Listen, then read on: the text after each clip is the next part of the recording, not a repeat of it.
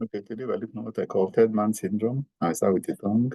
I have a father that will never ever fail me.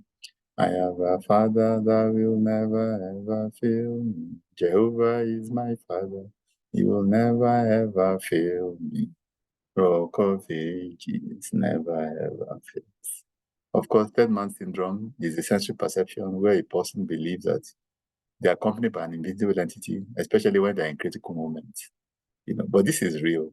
I mean, and this we see a testimony of this in scripture. Daniel chapter 3, verse 25. This is the hidden king who had thrown the children of Israel into the midst of a burning fiery furnace. Look, he answered, I see 4 men loose walking in the midst of the fire, and they're not hurt. And his form of the fourth is like the Son of God. So he had thrown 3 people into the midst of the fire, and he actually saw 4 of them, which actually testifies to the third man syndrome, which basically means that God is always with us through those very difficult moments. Also bear in mind that they're walking around in the midst of the fire.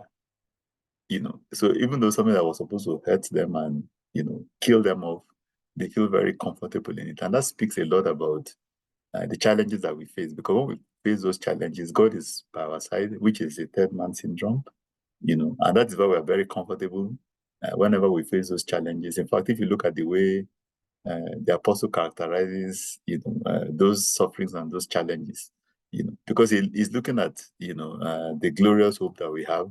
And so these things pale in comparison. But God is always there for us. He's always by our side when we go through those difficult moments. And that's what actually makes them bearable. And of course, build character so that we can always glorify Christ in all that we do.